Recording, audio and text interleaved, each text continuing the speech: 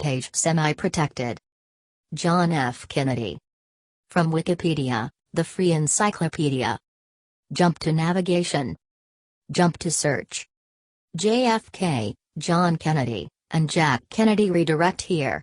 For other uses, see JFK, disambiguation, John Kennedy, disambiguation, and Jack Kennedy, disambiguation. John F. Kennedy. Portrait of President Kennedy smiling. Oval Office portrait, 1963. 35th President of the United States. In office. January 20, 1961, November 22, 1963. Vice President Lyndon B. Johnson. Preceded by Dwight D. Eisenhower. Succeeded by Lyndon B. Johnson. United States Senator. From Massachusetts. In office. January 3, 1953, December 22, 1960. Preceded by Henry Cabot Lodge, Jr. Succeeded by Benjamin A. Smith, II. Member of the U.S. House of Representatives. From Massachusetts's 11th District. In office. January 3, 1947, January 3, 1953. Preceded by James Michael Curley. Succeeded by Tip O'Neill. Personal details. Born John Fitzgerald Kennedy. May 29, 1917. Brookline, Massachusetts, U.S. Died November 22, 1963, aged 46. Dallas, Texas, U.S. Cause of death: assassination. Gunshot wound to the head. Resting place: Arlington National Cemetery. Political party: Democratic. Spouses: Jacqueline Bouvier. M. 1953. Children: Arabella Caroline John Jr. Patrick. Parents: Joseph P. Kennedy Sr. Rose Fitzgerald. Relatives: Kennedy family. Education: Harvard University, AB. Occupation: politician, journalist. Signature: cursive signature in ink. Military service. Allegiance: United States. Branch: service, United States Navy. Years of service: 1941 to 1945. Rank: U.S. Navy 03 Infobox.SVG Lieutenant. Unit: Motor Torpedo Squadron 2. Patrol Torpedo Boat 109. Patrol Torpedo Boat 59. Battles, Wars. World War II. Solomon Islands Campaign. Awards. Navy and Marine Corps Medal Ribbon.SVG Navy and Marine Corps Medal. Purple Heart Bar.SVG Purple Heart. American Defense Service Medal Ribbon.SVG American Defense Service Medal. American Campaign Medal Ribbon.SVG American Campaign Medal. Asiatic Pacific Campaign Ribbon.SVG Asiatic Pacific Campaign Medal, with 3 service stars. World War II Victory Medal Ribbon.SVG World War II Victory 1. John Fitzgerald Kennedy, May 29, 1917, November 22, 1963, often referred to by his initials JFK, was an American politician who served as the 35th President of the United States from 1961 until his assassination. Kennedy served at the height of the Cold War, and the majority of his work as president concerned relations with the Soviet Union and Cuba. A Democrat, Kennedy represented Massachusetts in both houses of the U.S. Congress prior to becoming president. Kennedy was born into a wealthy, political family in Brookline, Massachusetts. He graduated from Harvard University in 1940, before joining the U.S. Naval Reserve the following year. During World War II, he commanded a series of PT boats in the Pacific Theater and earned the Navy and Marine Corps Medal for his service. After a brief stint in journalism, Kennedy represented a working-class Boston district in the U.S. House of Representatives from 1947 to 1953.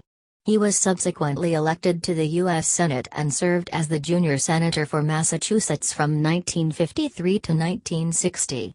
While in the Senate, Kennedy published his book, Profiles in Courage, which won a Pulitzer Prize. In the 1960 presidential election, he narrowly defeated Republican opponent Richard Nixon, who was the incumbent vice president.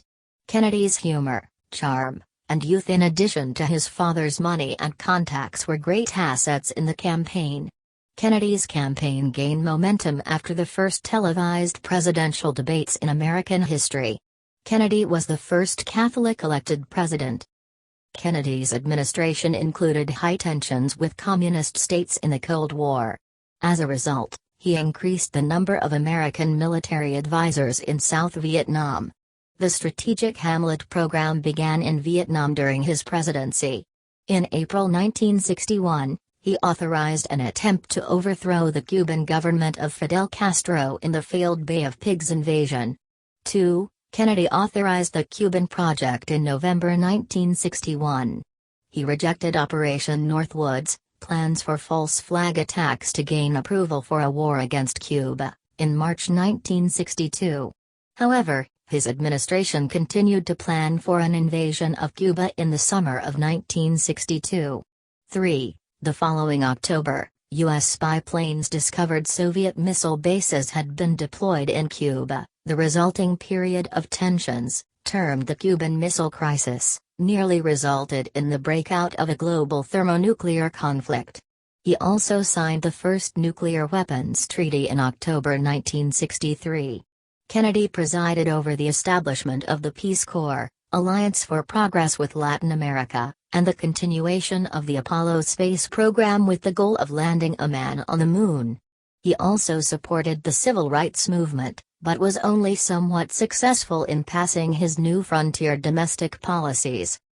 On November 22, 1963, he was assassinated in Dallas. Vice President Lyndon B. Johnson assumed the presidency upon Kennedy's death. Marxist and former U.S. Marine Lee Harvey Oswald was arrested for the state crime, but he was shot and killed by Jack Ruby 2 days later. The FBI and the Warren Commission both concluded Oswald had acted alone in the assassination, but various groups contested the Warren report and believed that Kennedy was the victim of a conspiracy. After Kennedy's death, Congress enacted many of his proposals, including the Civil Rights Act and the Revenue Act of 1964. Despite his truncated presidency, Kennedy ranks highly in polls of U.S. presidents with historians and the general public. His personal life has also been the focus of considerable sustained interest following public revelations in the 1970s of his chronic health ailments and extramarital affairs.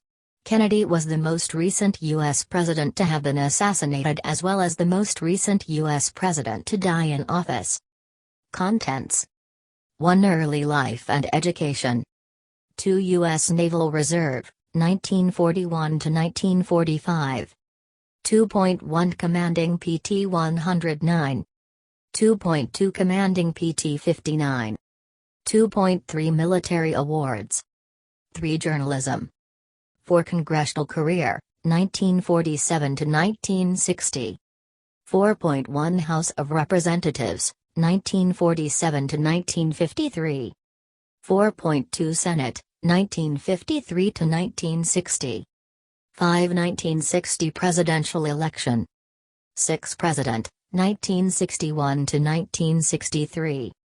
6.1 Foreign policy. 6.2 Domestic policy. 6.3 Administration, Cabinet, and Judicial appointments. 7. Assassination. 7.1 Funeral. 8. Personal life, family, and reputation. 8.1 Wife and children. 8.2 Popular image. 8.3 Health. 8.4 Family incidents. 8.5 Affairs, extramarital relationships and friendships.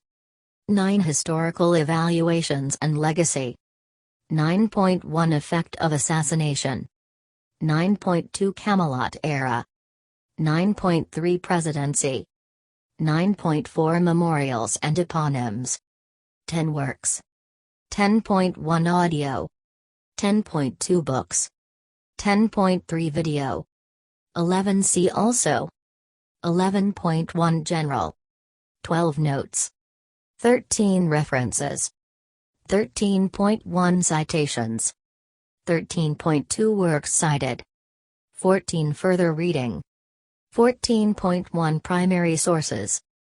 14.2 Historiography and memory. 15 External links. 15.1 Official. 15.2 Media coverage. 15.3 Other. Early life and education.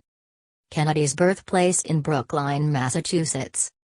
John Fitzgerald Kennedy was born outside Boston in Brookline, Massachusetts on May 29, 1917, at 83 Beale Street, 4, to Joseph P. Kennedy Sr., a businessman and politician, and Rose Kennedy, née Fitzgerald, a philanthropist and socialite. His paternal grandfather, P. J. Kennedy, served as a Massachusetts state legislator. Kennedy's maternal grandfather and namesake, John F. Honey Fitzgerald, served as a U.S. congressman and was elected to 2 terms as mayor of Boston. All 4 of his grandparents were children of Irish immigrants. 1. Kennedy had an elder brother, Joseph Jr., and 7 younger siblings, Rosemary, Kathleen, Kik, Eunice, Patricia, Robert, Bobby, Jean, and Edward, Ted. Kennedy in a football uniform at Dexter School, Massachusetts, 1926. Kennedy lived in Brookline for the first 10 years of his life. He attended the local St. Aidan's Church, where he was baptized on June 19, 1917. 5-6, he was educated through the 4th grade at the Edward Devotion School, the Noble and Greenaflower School, and the Dexter School, all located in the Boston area. JFK's earliest memories involved accompanying his grandfather Fitzgerald on walking tours of historic sites in Boston and discussions at the family dinner table about politics, sparking his interest in history and public service. 7-8-9, his father's business had kept him away from the family for long stretches of time, and his ventures were concentrated on Wall Street and Hollywood. In 1927, the Dexter School announced it would not reopen before October after an outbreak of polio in Massachusetts. 10. In September, the family decided to move from Boston by private railway car to the Riverdale neighborhood of New York City. 11-12, several years later, his brother Robert told Look magazine that his father had left Boston because of signs that read, "No Irish need apply." 13. The family spent summers and early autumns at their home in Hyannisport, Massachusetts, a village on Cape Cod, where they enjoyed swimming, sailing, and touch football. 14. Christmas and Easter holidays were spent at their winter retreat in Palm Beach, Florida. 15-16, young John attended the Riverdale Country School, a private school for boys, from 5th to 7th grade, and was a member of Boy Scout Troop 2 in Bronxville, New York. 1-17, in September 1930, Kennedy, then 13 years old, was shipped off to the Canterbury School in New Milford, Connecticut, for 8th grade. In April 1931, he had an appendectomy, after which he withdrew from Canterbury and recuperated at home. 18. In September 1931, Kennedy started attending Choate, a prestigious boarding school in Wallingford, Connecticut, for 9th through 12th grade. His older brother Joe Jr. had already been at Choate for 2 years and was a football player and leading student. He spent his first years at Choate in his older brother's shadow and compensated with rebellious behavior that attracted a coterie. Their most notorious stunt was exploding a toilet seat with a powerful firecracker. In the next chapel assembly, the strict headmaster, George St. John, brandished the toilet seat and spoke of certain muckers who would spit in our sea. Defiantly, Kennedy took a cue and named his group the Muckers Club, which included roommate and lifelong friend Kirk Lemoyne Billings. 19.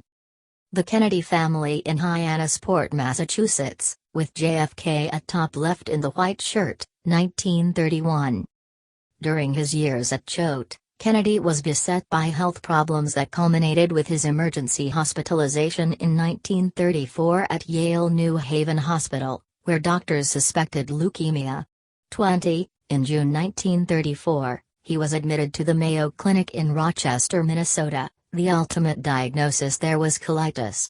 20. Kennedy graduated from Choate in June of the following year, finishing 64th in a class of 112 students. 12. He had been the business manager of the school yearbook and was voted the most likely to succeed. 19. In September 1935, Kennedy made his first trip abroad when he traveled to London with his parents and his sister Kathleen. He intended to study under Harold Laski at the London School of Economics, LSE, as his older brother had done. Ill health forced his return to the United States in October of that year, when he enrolled late and attended Princeton University but had to leave after 2 months due to a gastrointestinal illness. 21. He was then hospitalized for observation at Peter Bent Brigham Hospital in Boston. He convalesced further at the family winter home in Palm Beach, then spent the spring of 1936 working as a ranch hand on the 40,000-acre, 16,000-hectare, J6 Cadell Ranch outside Benson, Arizona. 22. It is reported that ranchman Jack Spaden worked both brothers very hard. 23-24. In September 1936, Kennedy enrolled at Harvard College, and his application essay stated, "The reasons that I have for wishing to go to Harvard are several. I feel that Harvard can give me a better background and a better liberal education than any other university. I have always wanted to go there, as I have felt that it is not just another college, but is a university with something definite to offer. Then too, I would like to go to the same college as my father. To be a Harvard man is an enviable distinction, and one that I sincerely hope I shall attain." 25. He produced that year's annual Freshman Smoker, called by a reviewer an elaborate entertainment, which included in its cast outstanding personalities of the radio, screen and sports world. 26. He tried out for the football, golf, and swimming teams and earned a spot on the varsity swimming team. 27. Kennedy also sailed in the Star class and won the 1936 Nantucket Sound Star Championship. 28. In July 1937, Kennedy sailed to France, taking his convertible, and spent 10 weeks driving through Europe with Billings. 29. In June 1938, Kennedy sailed overseas with his father and older brother to work at the American Embassy in London, where his father was President Franklin D. Roosevelt's U.S. ambassador to the Court of St. James's. 30. In 1939, Kennedy toured Europe, the Soviet Union, the Balkans, and the Middle East in preparation for his Harvard senior honors thesis. He then went to Berlin, where the U.S. diplomatic representative gave him a secret message about war breaking out soon to pass on to his father, and to Czechoslovakia before returning to London on September 1, 1939, the day that Germany invaded Poland to mark the beginning of World War II. 31. 2 days later, the family was in the House of Commons for speeches endorsing the United Kingdom's declaration of war on Germany.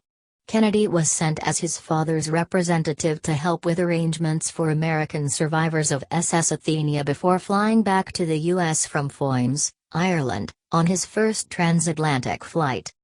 When Kennedy was an upperclassman at Harvard, he began to take his studies more seriously and developed an interest in political philosophy. He made the dean's list in his junior year. 32. In 1940, Kennedy completed his thesis, Appeasement in Munich, about British negotiations during the Munich Agreement. The thesis eventually became a bestseller under the title Why England Slept. 33. In addition to addressing Britain's unwillingness to strengthen its military in the lead-up to World War II, the book also called for an Anglo-American alliance against the rising totalitarian powers.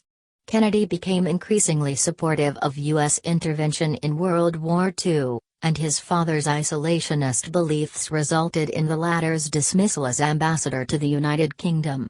This created a split between the Kennedy and Roosevelt families. 34. In 1940, Kennedy graduated cum laude from Harvard with a Bachelor of Arts in Government, concentrating on international affairs. That fall, he enrolled at the Stanford Graduate School of Business and audited classes there. 35. In early 1941, Kennedy left and helped his father write a memoir of his time as an American ambassador. He then traveled throughout South America. His itinerary included Colombia, Ecuador, and Peru. 36-37. U.S. Naval Reserve, 1941 to 1945. Main article: Motor Torpedo Boat PT-109. Kennedy planned to attend Yale Law School after auditing courses on business law at Stanford, but cancelled when American entry into World War II seemed imminent. 38. In 1940, Kennedy attempted to enter the Army's Officer Candidate School. Despite months of training, he was medically disqualified due to his chronic lower back problems. On September 24, 1941, Kennedy, with the help of then Director of the Office of Naval Intelligence, ONI, and the former naval attaché to Joseph Kennedy, Alan Kirk, joined the United States Naval Reserve. He was commissioned an ensign on October 26, 1941, 39, and joined the staff of the Office of Naval Intelligence in Washington, D.C., 40-41-42. Lieutenant, junior grade, Kennedy, standing at right, with his PT-109 crew, 1943. In January 1942, Kennedy was assigned to the ANA Field Office at Headquarters, 6th Naval District, in Charleston, South Carolina. 41. He attended the Naval Reserve Officer Training School at Northwestern University in Chicago from July 27 to September 27, 40, and then voluntarily entered the Motor Torpedo Boat Squadron's Training Center in Melville, Rhode Island. 41-43, on October 10, he was promoted to lieutenant junior grade. 41. In early November, Kennedy was still mourning the death of his close, childhood friend, Marine Corps Second Lieutenant George Houck Meade Jr., who had been killed in action at Guadalcanal that August and awarded the Navy Cross for his bravery. Accompanied by a female acquaintance from a wealthy Newport family, the couple had stopped in Middletown, Rhode Island at the cemetery where the decorated, naval spy, Commander Hugo W. Kohler, USN, had been buried the previous year. Ambling around the plots near the tiny St. Columba's Chapel, Kennedy paused over Kohler's white granite cross grave marker and pondered his own mortality, hoping out loud that when his time came, he would not have to die without religion. But these things can't be faked, he added. There's no bluffing. 44. 2 decades later, Kennedy and Kohler's stepson, U.S. Senator Claiborne Pell, had become good friends and political allies, although they had been acquaintances since the mid-1930s during their salad days on the same Newport debutante party circuit and when Pell had dated Kathleen Kick Kennedy. 45. Kennedy completed his training on December 2 and was assigned to Motor Torpedo Squadron 4. 40. His first command was PT-101 from December 7, 1942, until February 23, 1943. 41. It was a patrol torpedo (PT) boat used for training while Kennedy was an instructor at Melville. 46. He then led 3 Hawkins PT boats, PT-98, PT-99, and PT-101, which were being relocated from Bryn 4 in Melville, Rhode Island, back to Jacksonville, Florida, and the new Bryn 14, formed February 17, 1943. During the trip south, he was hospitalized briefly in Jacksonville after diving into the cold water to unfoul a propeller. Thereafter, Kennedy was assigned duty in Panama and later in the Pacific Theater, where he eventually commanded 2 more PT boats. 47. Commanding PT-109. Kennedy on his Navy patrol boat, the PT-109, 1943. In April 1943, Kennedy was assigned to Motor Torpedo Squadron 2, 40, and on April 24 he took command of PT-109, 48, which was based at the time on Tulagi Island in the Solomons. 41. On the night of August 1-2, in support of the New Georgia Campaign, PT-109 was on its 31st mission with 14 other PTs ordered to block or repel 4 Japanese destroyers and float planes carrying food, supplies, and 900 Japanese soldiers to the Vila Plantation garrison on the southern tip of the Solomons Columbangaura Island.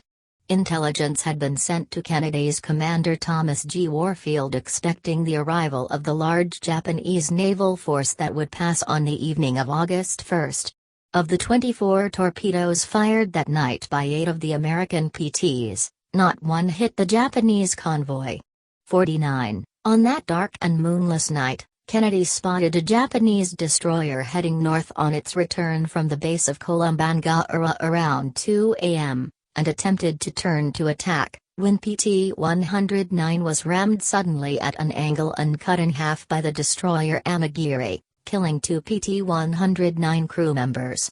50-51-41A. Kennedy gathered around the wreckage his surviving 10 crew members to vote on whether to fight or surrender. Kennedy stated, "There's nothing in the book about a situation like this. A lot of you men have families and some of you have children. What do you want to do? I have nothing to lose." Shunning surrender, around 2 p.m. on August 2, the men swam towards Plum Pudding Island 3.5 miles, 5.6 kilometers, southwest of the remains of PT-109. 41-53, despite re-injuring his back in the collision, Kennedy towed a badly burned crewman through the water to the island with a life jacket strap clenched between his teeth. 54. Kennedy made an additional 2-mile swim the night of August 2, 1943, to Ferguson Passage to attempt to hail a passing American PT boat to expedite his crew's rescue and attempted to make the trip on a subsequent night, in a damaged canoe found on Nauru Island where he had swum with Ensign George Ross to look for food. 55. On August 4, 1943, he and his executive officer, Ensign Lenny Tom, assisted his injured and hungry crew on a demanding swim 3.75 miles, 6.04 kilometers, southeast to Olasena Island, which was visible to the crew from their desolate home on Plum Pudding Island. They swam against a strong current, and once again Kennedy towed the badly burned motor machinist Pappy McMahon by his life vest. The somewhat larger Olasena Island had ripe coconut trees, but still no fresh water. 56. On the following day, August 5, Kennedy and Ensign George Ross made the 1-hour swim to Nauru Island, an additional distance of about 0.5 miles, 0.80 kilometers, southwest, in search of help and food. Kennedy and Ross found a small canoe, packages of crackers, candy and a 50-gallon drum of drinkable water left by the Japanese, which Kennedy paddled another half-mile back to Olasena in the acquired canoe to provide his hungry crew. Native coast watchers by Yuku Gasa and Aroni Kumana first discovered the 109 crew on Olasena Island and paddled their messages to Ben Kevu, a senior scout who sent them on to Coast Watcher Lieutenant Reginald Evans. On the morning of August 7, Evans radioed the PT base on Rendova. Lieutenant Bud Libino, a friend and former tentmate of Kennedy's, rescued Kennedy and his crew on Olasena Island on August 8, 1943 aboard his boat, PT-157. 57, 58, 59, 60. Commanding PT-59. It only took Kennedy a month to recover and return to duty, commanding the PT-59. He and his crew removed the original torpedo tubes and depth charges and refitted the vessel into a heavily armed gunboat, mounting 2 automatic 40mm guns and 10.50 caliber Browning machine guns. The new plan involved attaching a gunboat to each PT boat section, adding gun range and defensive power against barges and shore batteries, which the 59 went on to encounter on several occasions from mid-October to mid-November.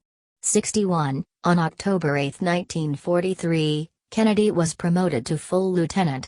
62. On November 2, Kennedy's PT-59 took part with 2 other PTs in the successful rescue of 40 to 50 Marines. The 59 acted as a shield from shore fire and protected them as they escaped on 2 rescue landing craft at the base of the Warrior River at Schwazul Island, taking 10 Marines aboard and delivering them to safety. 63-64, under doctor's orders, Kennedy was relieved of his command of PT-59 on November 18, and sent to the hospital on Tulagi. 65, from there he returned to the United States in early January 1944. After receiving treatment for his back injury, he was released from active duty in late 1944. 66.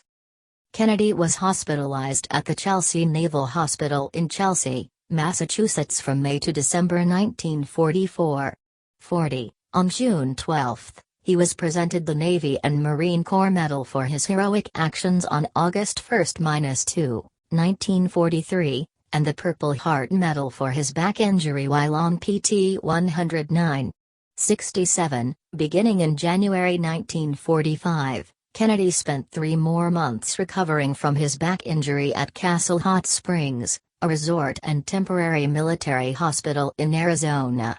68-69. After the war, Kennedy felt that the medal he had received for heroism was not a combat award and asked that he be reconsidered for the Silver Star Medal for which he had been recommended initially.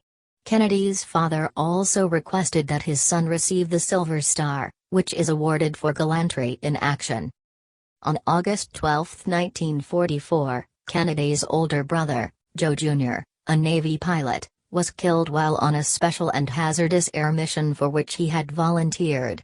His explosive-laden plane blew up when the plane's bombs detonated prematurely while the aircraft was flying over the English Channel. 70.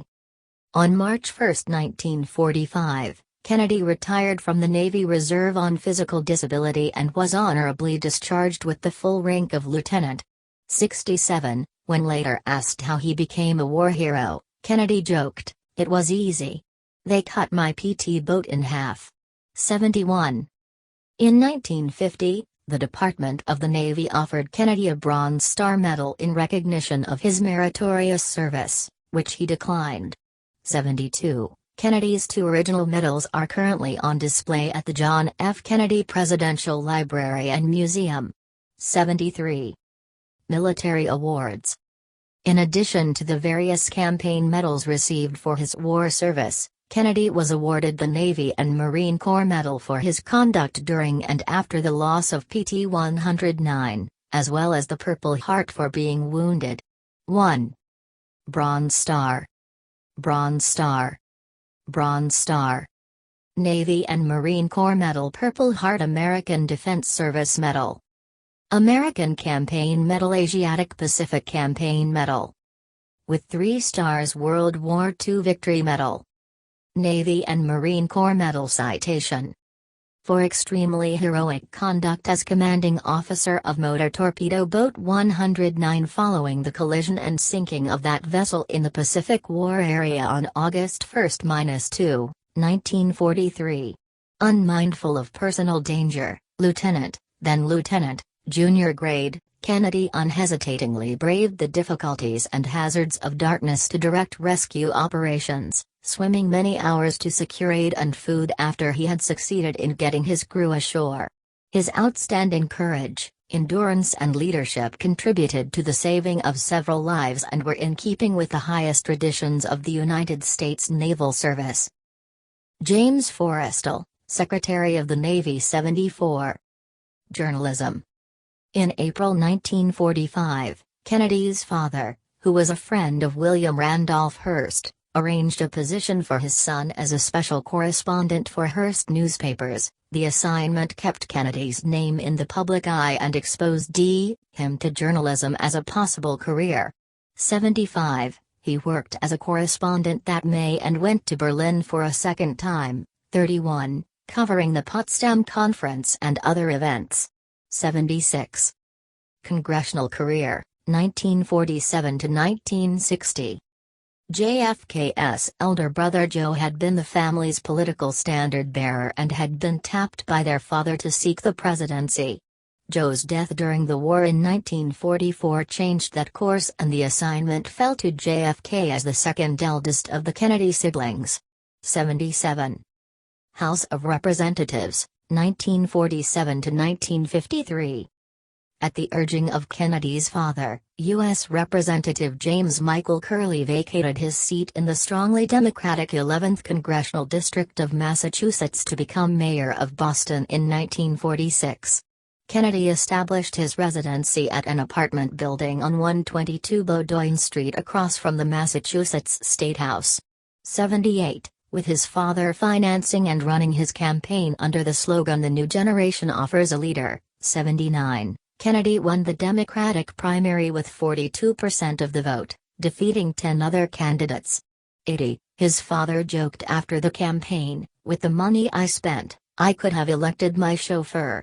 81, campaigning around Boston, Kennedy called for better housing for veterans, better health care for all, and support for organized labor's campaign for reasonable work hours, a healthy workplace, and the right to organize, bargain, and strike. In addition, he campaigned for peace through the United Nations and strong opposition to the Soviet Union.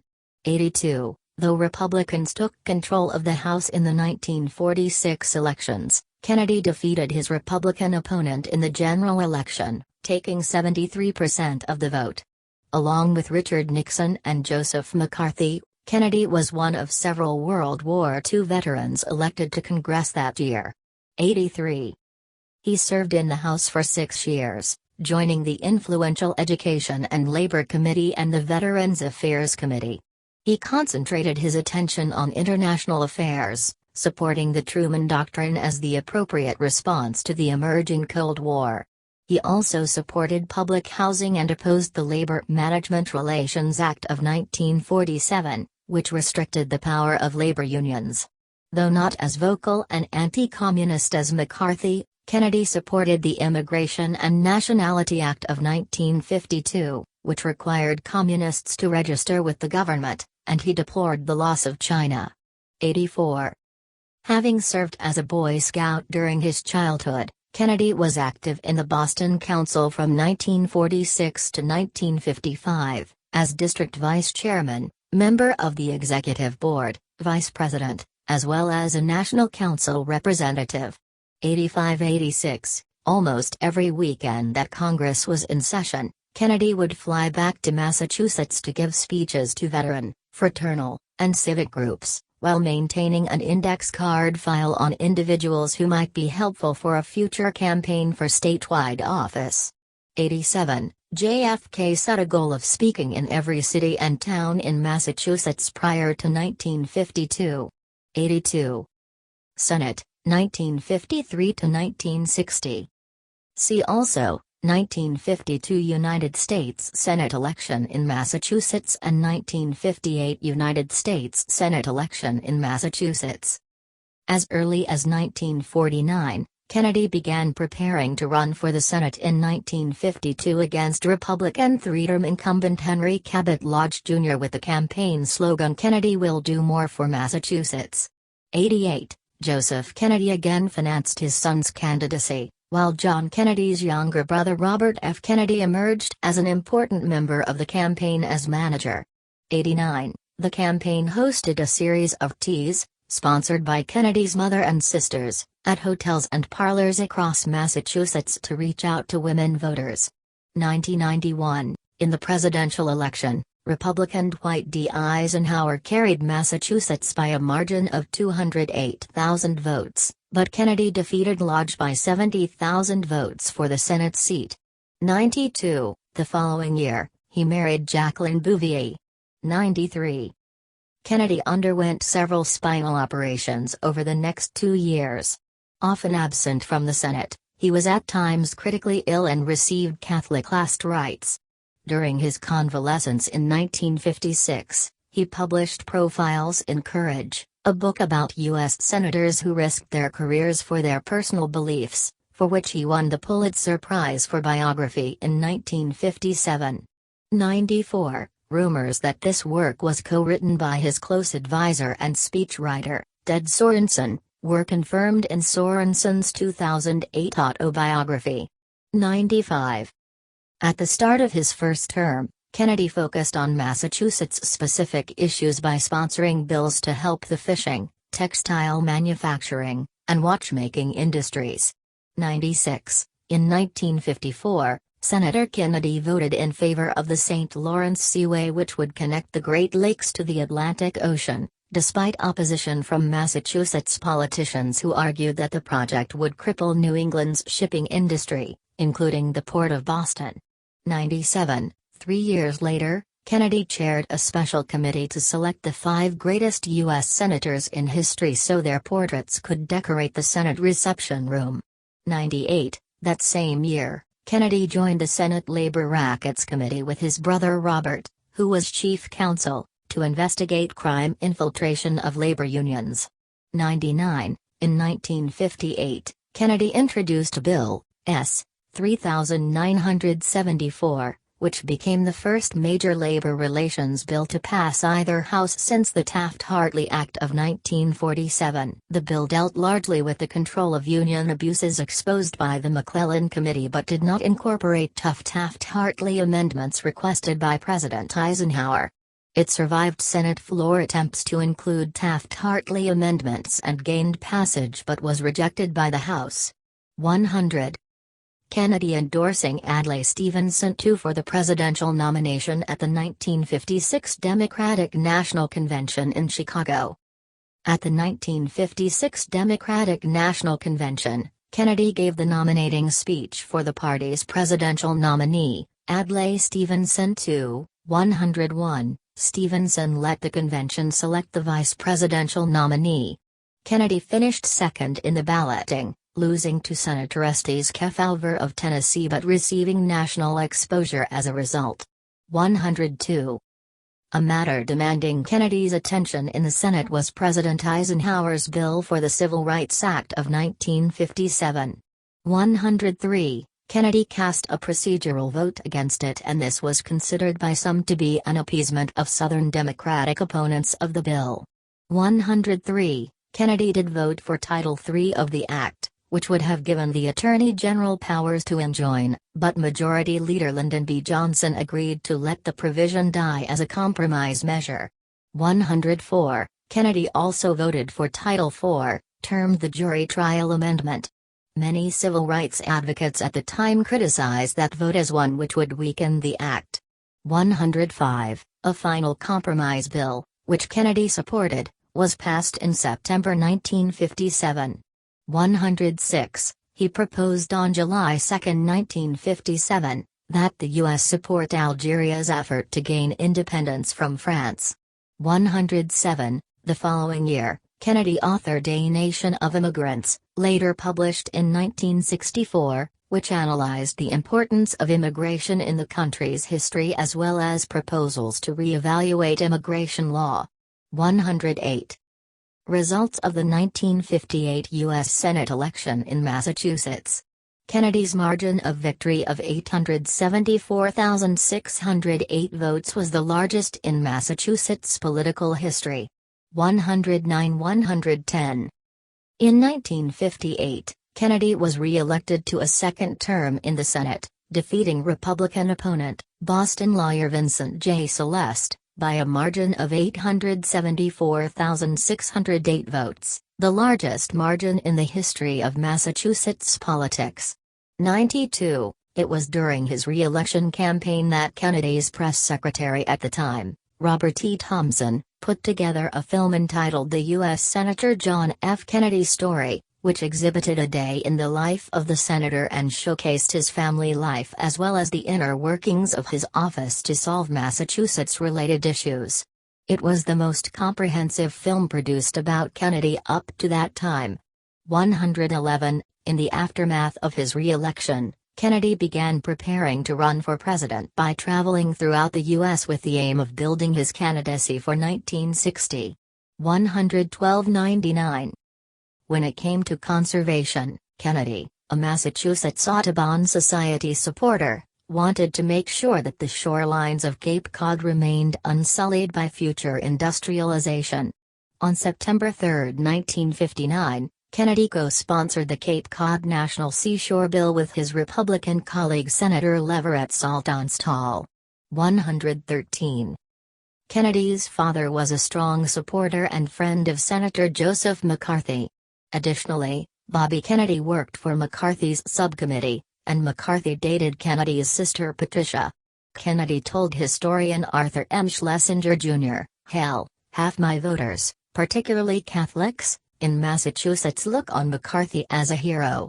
114-115, in 1954, the Senate voted to censure McCarthy, and Kennedy drafted a speech supporting the censure. However, it was not delivered because Kennedy was hospitalized at the time. The speech put Kennedy in the apparent position of participating by pairing his vote against that of another senator and opposing the censure. Although Kennedy never indicated how he would have voted, the episode damaged his support among members of the liberal community, including Eleanor Roosevelt, in the 1956 and 1960 elections. 116. 1960 presidential election. Main articles: John F. Kennedy 1960 presidential campaign, 1960 Democratic Party presidential primaries, and 1960 United States presidential election. File, IFP 135F1091 in Kennedy Jingle Campaign Spot. Webplay Media. A television advertisement from the 1960 campaign.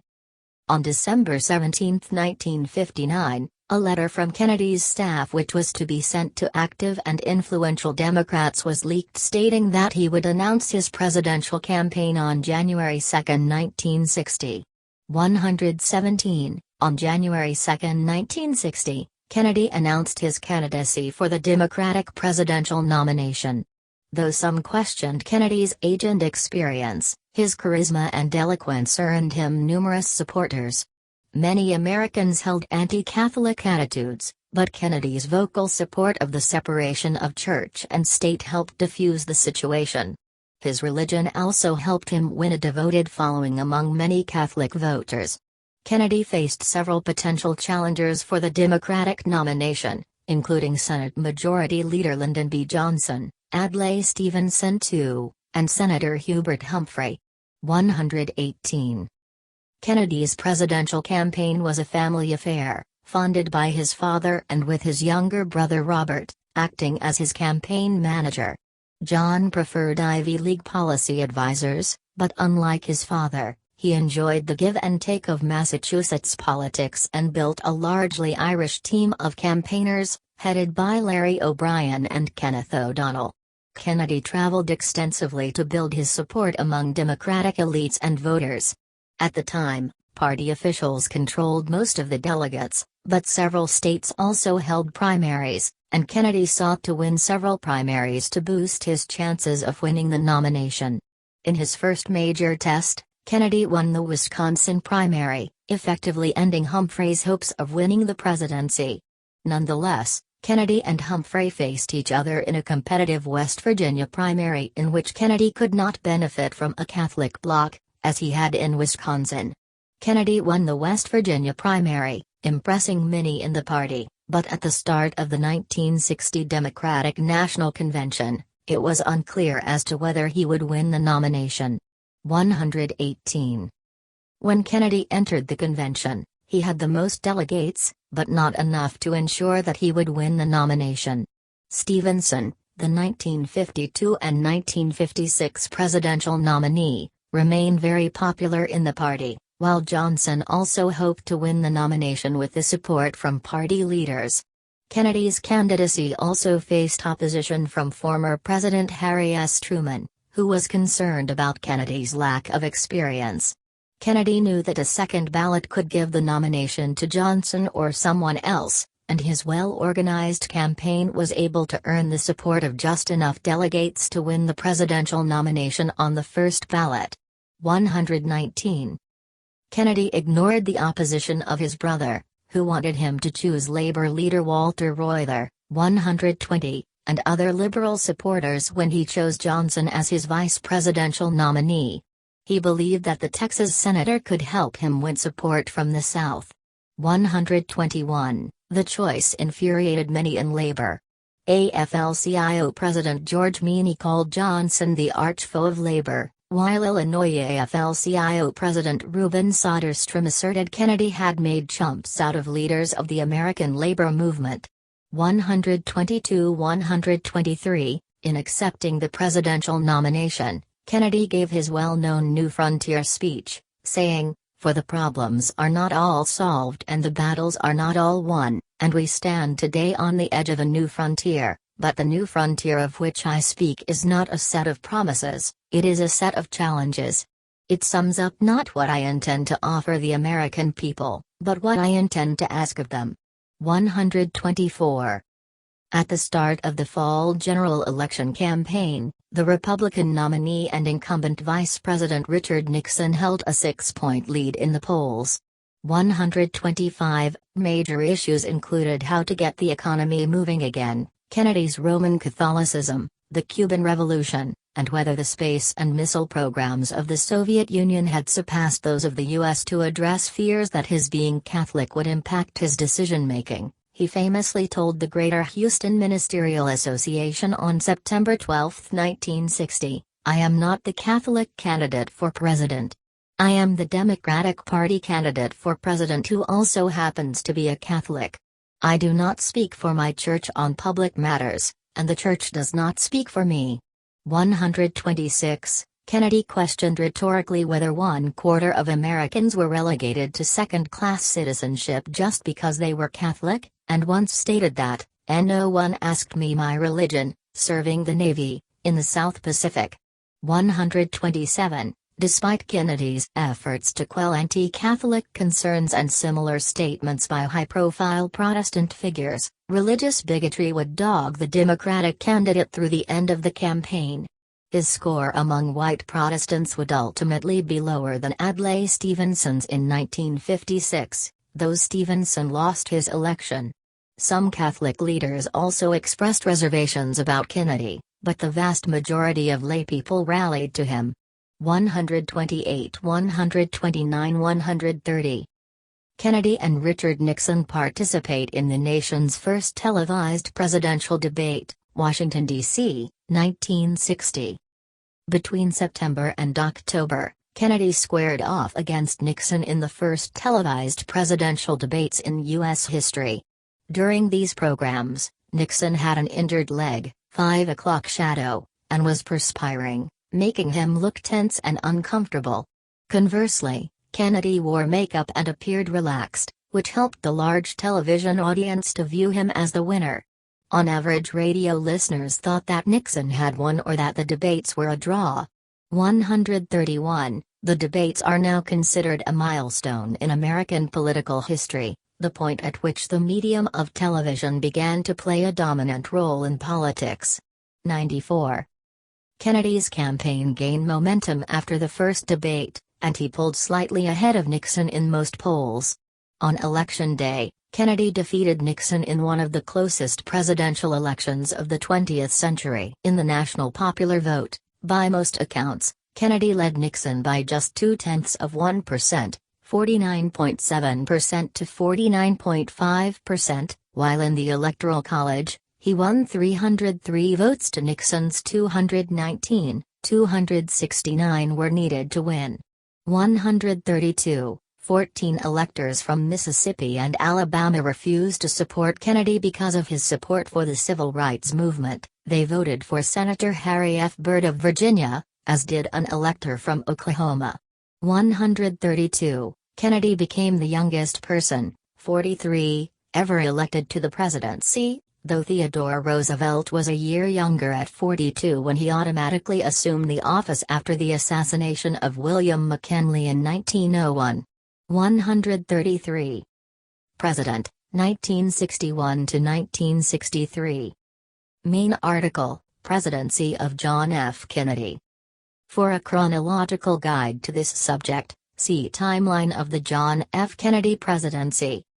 Wikisource has original text related to this article. John F. Kennedy's inaugural address. Chief Justice Earl Warren administers the presidential oath of office to John F. Kennedy at the Capitol, January 20, 1961.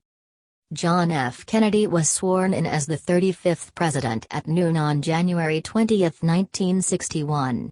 In his inaugural address, he spoke of the need for all Americans to be active citizens, famously saying, "Ask not what your country can do for you. Ask what you can do for your country."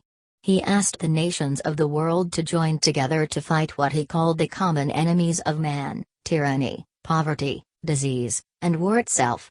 134, he added. All this will not be finished in the first 100 days. Nor will it be finished in the first 1,000 days, nor in the life of this administration, nor even perhaps in our lifetime on this planet. But let us begin. In closing, he expanded on his desire for greater internationalism. Finally, whether you are citizens of America or citizens of the world, ask of us here the same high standards of strength and sacrifice which we ask of you. 134. The address reflected Kennedy's confidence that his administration would chart a historically significant course in both domestic policy and foreign affairs.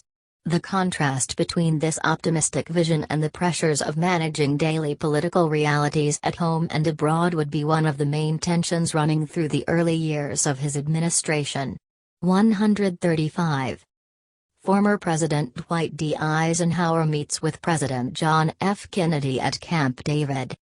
Kennedy brought to the White House a contrast in organization compared to the decision-making structure of former General Eisenhower, and he wasted no time in scrapping Eisenhower's methods.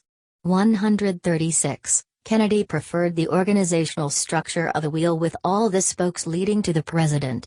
He was ready and willing to make the increased number of quick decisions required in such an environment. He selected a mixture of experienced and inexperienced people to serve in his cabinet. We can learn our jobs together, he stated. 137. Much to the chagrin of his economic advisers, who wanted him to reduce taxes, Kennedy quickly agreed to a balanced budget pledge. This was needed in exchange for votes to expand the membership of the House Rules Committee in order to give the Democrats a majority in setting the legislative agenda. 138. The president focused on immediate and specific issues facing the administration and quickly voiced his impatience with pondering of deeper meanings. Deputy National Security Advisor Walt Whitman Rostow once began a diatribe about the growth of communism, and Kennedy abruptly cut him off, asking, "What do you want me to do about that today?" 139. Kennedy approved Defense Secretary Robert McNamara's controversial decision to award the contract for the F-111 TFX, Tactical Fighter Experimental Fighter Bomber to General Dynamics, the choice of the Civilian Defense Department, over Boeing, the choice of the military. 140. At the request of Senator Henry Jackson, Senator John McClellan held 46 days of mostly closed-door hearings before the Permanent Subcommittee on Investigations investigating the TFX contract from February to November 1963. 141.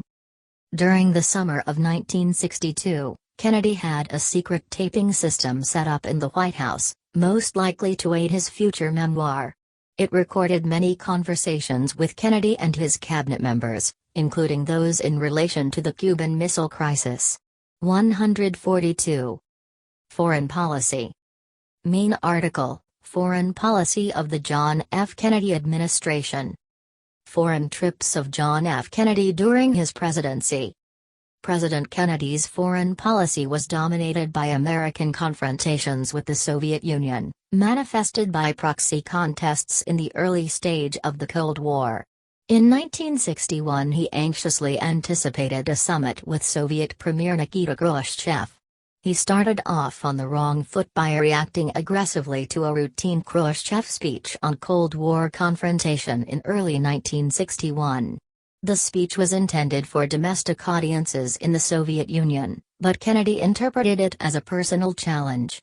His mistake helped raise tensions going into the Vienna summit of June 1961. 143. On the way to the summit, Kennedy stopped in Paris to meet French President Charles de Gaulle, who advised him to ignore Khrushchev's abrasive style. The French president feared the United States' presumed influence in Europe. Nevertheless, de Gaulle was quite impressed with the young president and his family. Kennedy picked up on this in his speech in Paris, saying that he would be remembered as the man who accompanied Jackie Kennedy to Paris. 144. File President Kennedy in Vienna, 1961, Ugia.org Play Media. Clip of President Kennedy's meeting with Nikita Khrushchev in Vienna, 1961.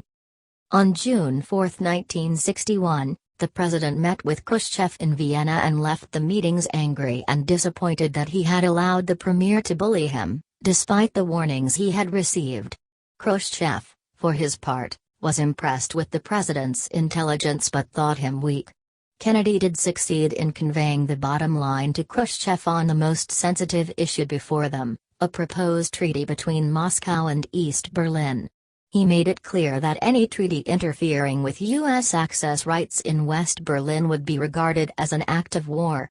145. Shortly after the president returned home, the USSR announced its plan to sign a treaty with East Berlin, abrogating any third-party occupation rights in either sector of the city. Depressed and angry, Kennedy assumed that his only option was to prepare the country for nuclear war, which he personally thought had a 1 in 5 chance of occurring. 146. In the weeks immediately following the Vienna summit, more than 20,000 people fled from East Berlin to the western sector. Reacting to statements from the USSR, Kennedy began intensive meetings on the Berlin issue, where Dean Acheson took the lead in recommending a military buildup alongside NATO allies. 147. In a July 1961 speech, Kennedy announced his decision to add $3.25 billion, equivalent to $28.15 billion in 2020, to the defense budget, along with over 200,000 additional troops, stating that an attack on West Berlin would be taken as an attack on the U.S. The speech received an 85% approval rating. 148. A month later, both the Soviet Union and East Berlin began blocking any further passage of East Germans into West Berlin and erected barbed wire fences, which were quickly upgraded to the Berlin Wall, around the city. Kennedy's initial reaction was to ignore this, as long as free access from the west to West Berlin continued. This course was altered when West Berliners had lost confidence in the defense of their position by the United States. Kennedy sent Vice President Johnson and Lucius D. Clay, along with a host of military personnel, in convoy through East Germany, including Soviet armed checkpoints, to demonstrate the continued commitment of the U.S. to West Berlin. 149-150. Kennedy gave a speech at St. Anselm College on May 5, 1960, regarding America's conduct in the emerging Cold War.